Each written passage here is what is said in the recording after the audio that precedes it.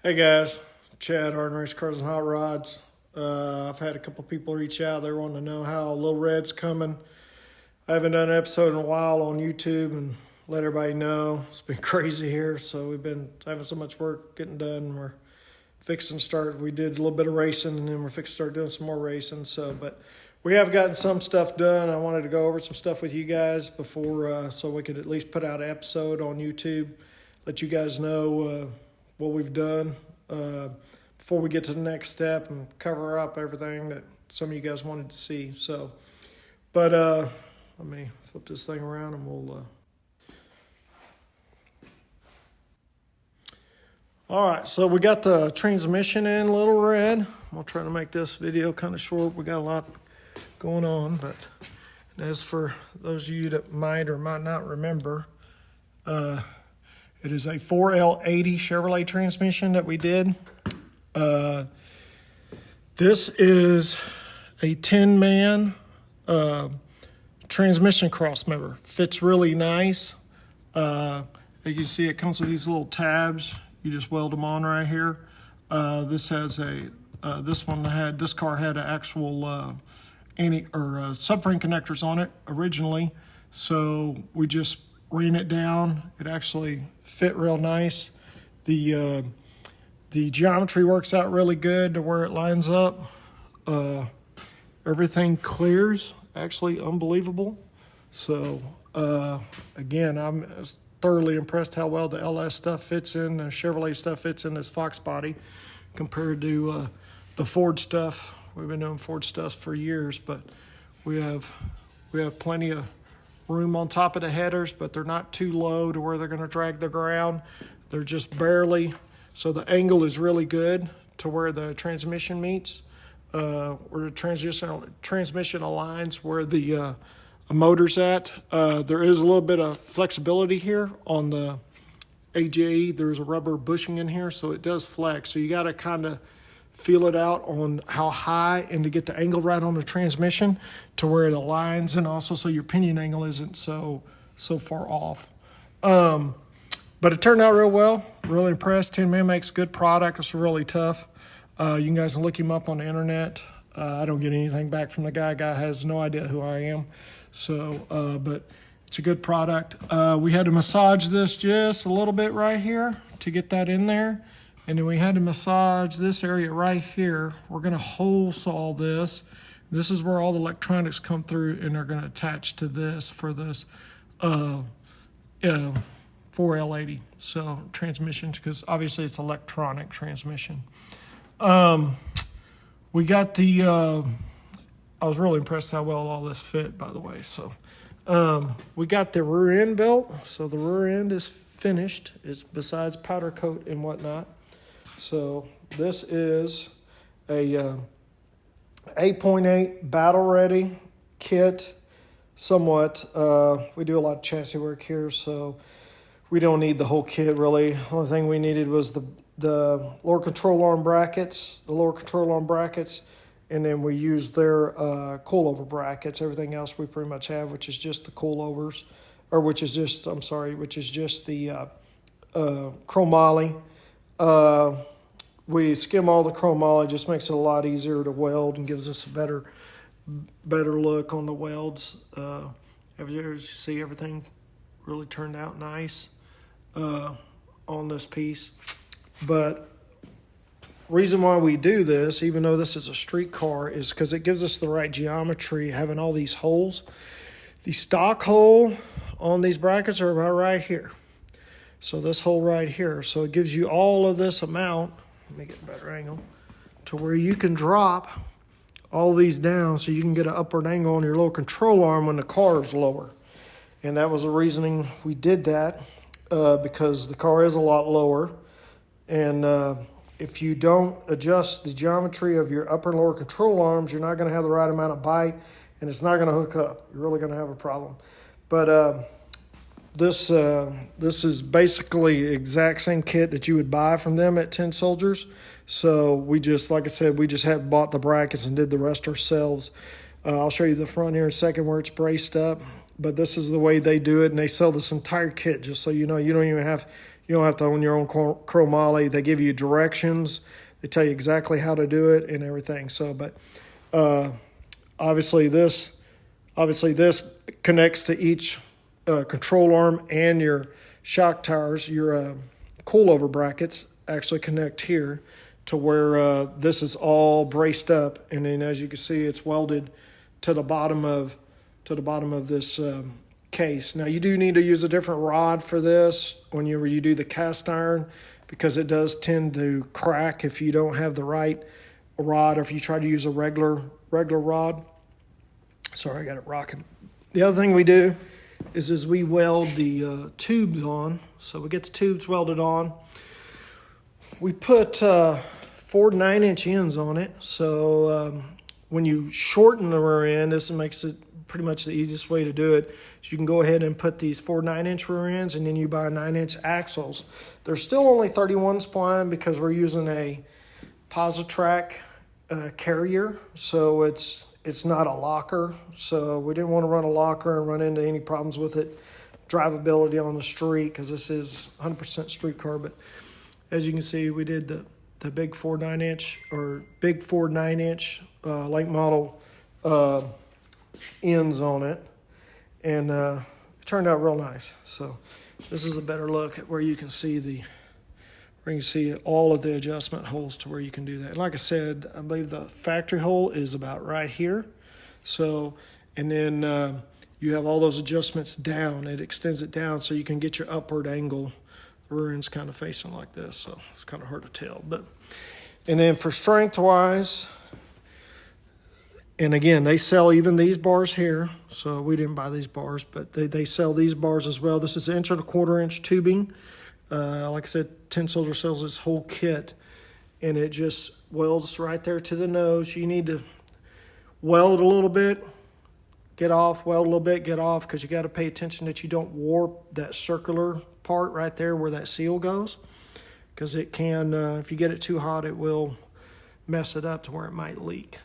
But with most 8/8s, the reason why you put this bracing in here is because this actual tube right here, what happens to them is they bend forward. So from the tension and the way they're designed with the 4-link setup on the Mustangs, that is what happens is this tube here, it pushes forward. So almost every Mustang that you get, and I believe it is this one, this tube here, even this being a street car its entire life, it's been hot rodded a little bit, but this tube was forward. So with this tube forward, it actually misaligns the end a little bit.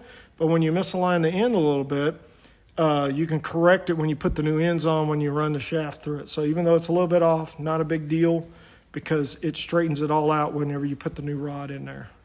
And then we got this side wasn't near as bad, so it wasn't near as bad on this side. It actually aligned pretty well. It was just this side, which not really sure why one side was the other, but almost all these 8/8s, every 8/8 I've ever ran into has been like this. So been bent forward.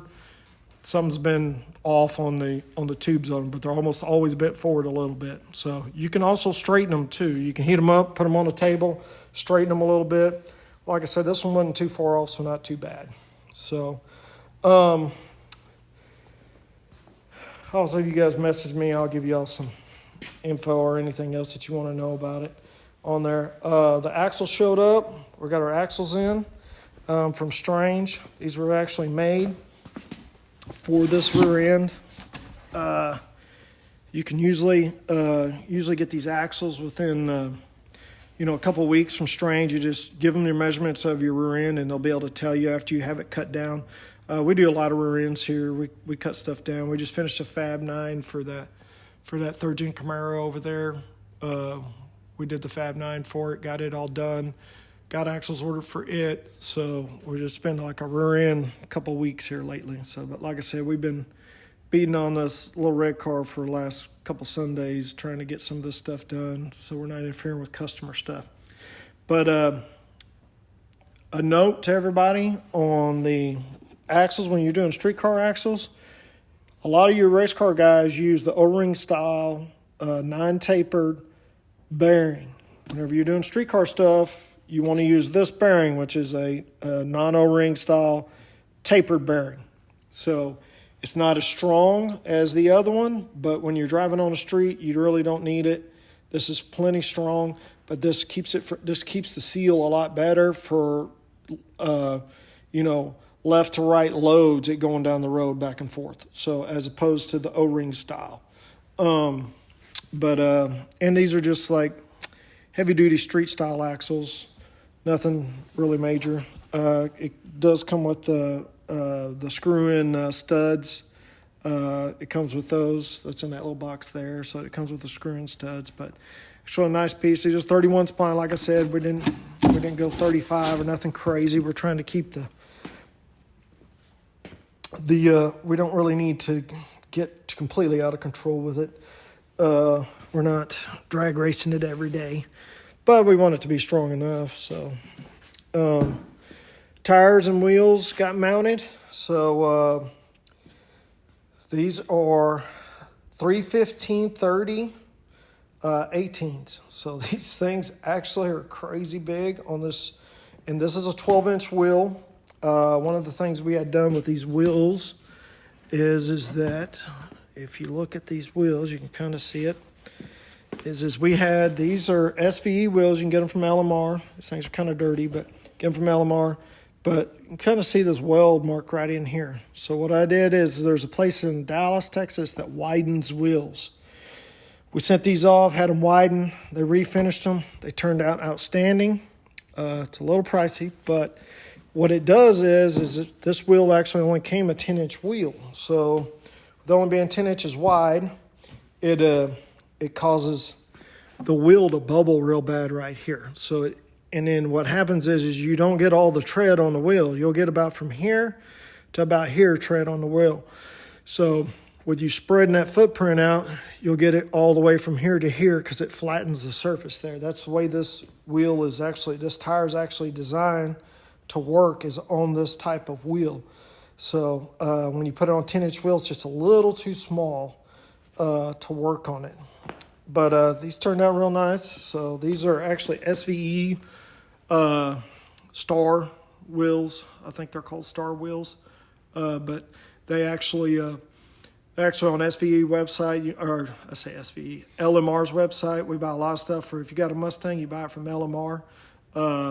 They carry a lot of really good stuff. SVE is a pretty good product. It's like their in-house product.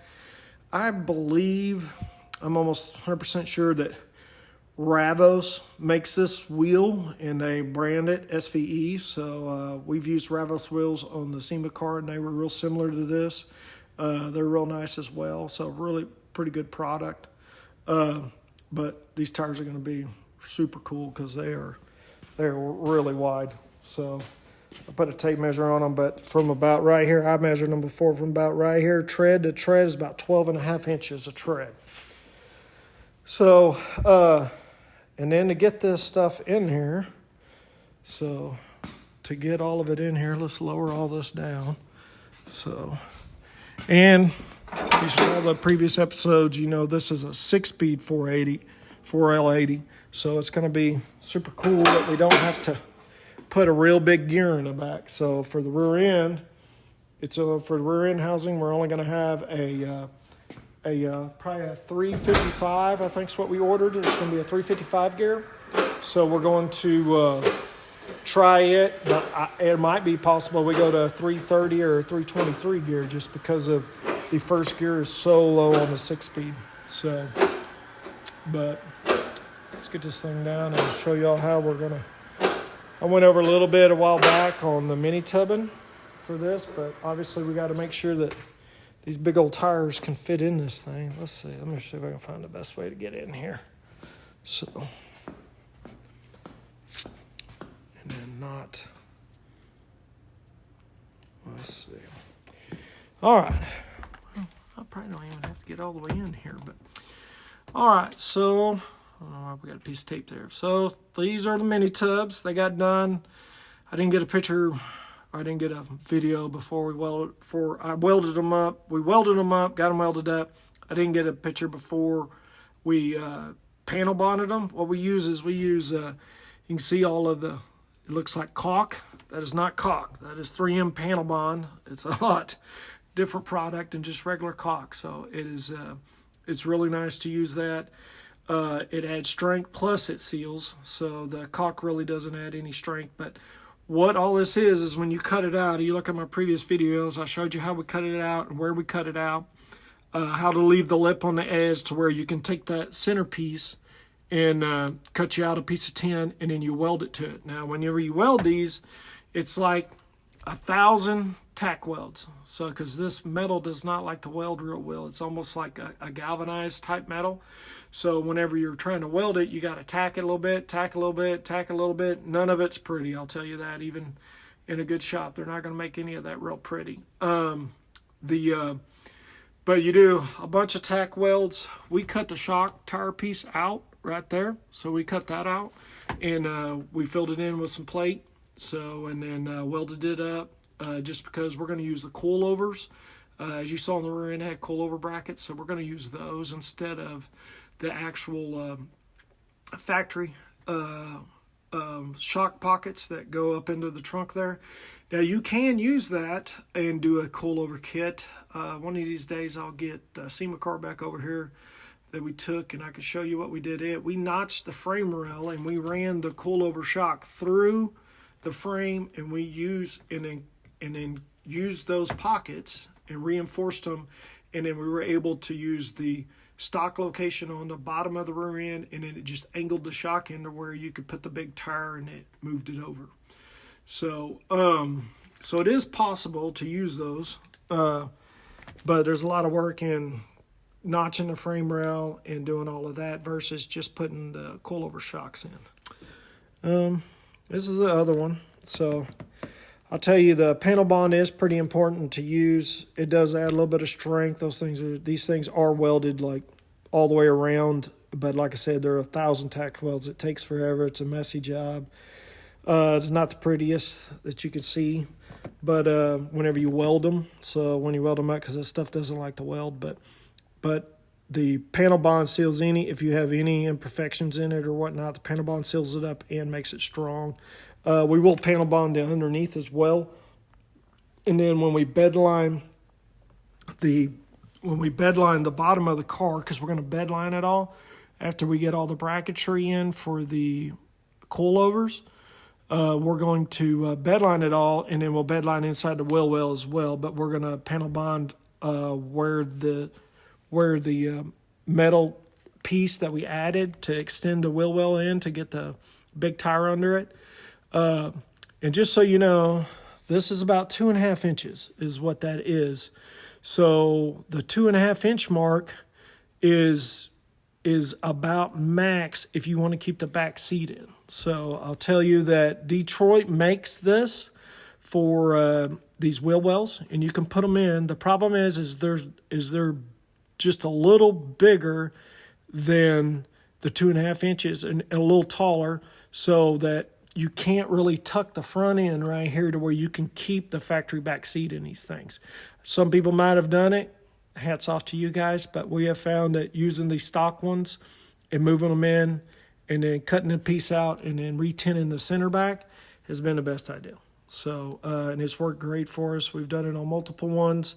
And then all you have to do is you notch the bottom of the seat right here, fold the material back if you have a leather seat cover or whatnot, and then same thing with the edge right here, just a little bit to where you can do the upper seat part. So it doesn't affect it a whole lot. And I mean, you don't have to be an upholstery guy to do it all. So let me walk around here back to the back. So let's see if we got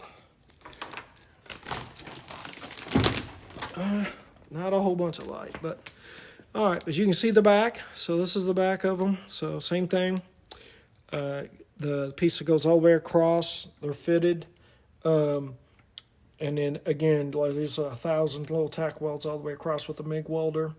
This stuff is not that clean, so it doesn't weld well, like I said, but it does. It is very strong whenever you put all those tack welds in, and then the panel bond finishes it off, makes it nice. Plus, this car, you want it, it's going to be real nice when it's done. So you don't want the actual, you don't want any fumes from the exhaust coming in. And the reason why I say that is, it's our personal preference, but we don't like the exhaust coming out the back. It's just something that we like. Now, if the customer requests it, we'll do whatever they want.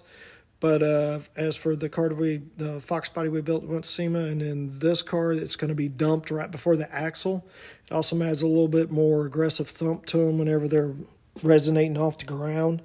So, but with that being said, you want to make sure all of this is sealed really tight, because if not, you're going to get exhaust gases back into here, and then you're going to wonder why you got a headache every now and again when you drive it. So, you really don't want that. So, but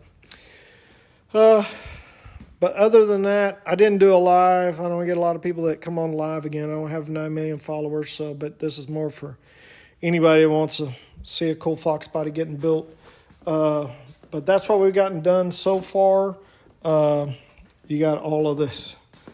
You got all this cardboard and all this stuff. You got to tape these things up, guys. Whenever you're welding in these things, that stuff splatters everywhere because, like I said, it's not very clean.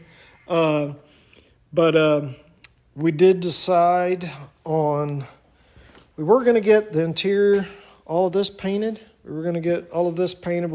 All of the motors in it just to test fit the transmission and all of this stuff. That's all we're really doing is just test fitting everything.